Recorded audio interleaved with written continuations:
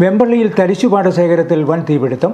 മണിക്കൂറുകൾ നീണ്ട പരിശ്രമത്തിനൊടുവിലാണ് തീയണച്ചത്. ബുധനാഴ്ച ഉച്ചയ്ക്ക് 12 മണിയോടെ വെമ്പള്ളി വെട്ടിക്കാട്ട് ശ്രീമഹാദേവ ക്ഷേത്രത്തിന് പുറകുവശത്തുള്ള വെമ്പള്ളി കളത്തൂർച്ചാൽ പാടശേഖരത്തിലാണ് തീപിടുത്തമുണ്ടായത്.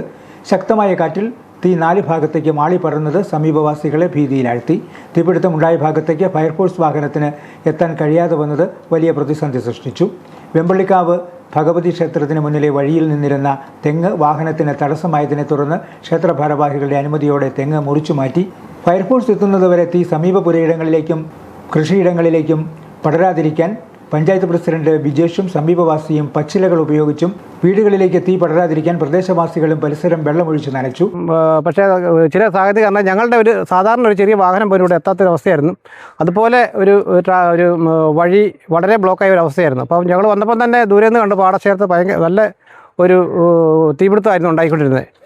അപ്പം തന്നെ ഞങ്ങളത് വളരെ ശ്രമകരമായി അടുത്ത വീട്ടിൽ നിന്ന് ഓസെടുത്ത് ഞങ്ങളെ കൊണ്ട് പറ്റുന്ന രീതിയിൽ ഞങ്ങൾ അവിടെ എല്ലാം വന്നതിന് ശേഷം അതുപോലെ പോരുന്ന വഴിക്ക് തന്നെ അരുത് ചേച്ചി പഞ്ചായത്തിൽ തന്നെ ഫയർഫോഴ്സിനെ കടത്തി ഫയർഫോഴ്സിനെ അറിയിക്കുകയും ചെയ്യും. അതിന് പെട്ടെന്ന് അവർ തന്നെ അത് പ്രതികരിക്കുകയും ചെയ്തു.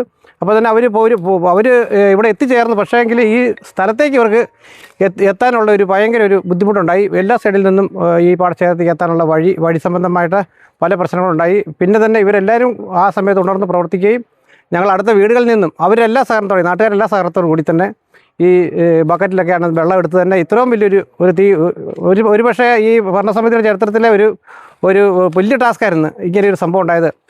പ്രസിഡന്റ് ബിജേഷ് കുർമള്ളൂർ, 3-ാം ward member Anitha Jayamohan, fire force unit പ്രദേശവാസി ബിജു എന്നിവരുടെ നേതൃത്വത്തിൽ സ്ത്രീകളടക്കമുള്ള നാട്ടുകാർ ബക്കറ്റുകളിൽ വെള്ളം കോരിയൊഴിച്ച് ഏറെ ശ്രമകരമായാണ് തീയെ നിയന്ത്രണ വിധേയമാക്കാനുള്ള പ്രവർത്തനങ്ങൾ നടത്തിയത്. കൃത്യസമയത്ത് നടപടികൾ സ്വീകരിച്ചില്ലായിരുന്നുവെങ്കിൽ സമീപത്തെ വീടുകൾക്കും കൃഷിക്കും വലിയ നാശനഷ്ടങ്ങൾ സംഭവിക്കുമായിരുന്നു. പാടശേഖരത്തിൽ നിന്നിരുന്ന തെങ്ങുകൾ കത്തി നശിച്ച നിലയിലാണ്.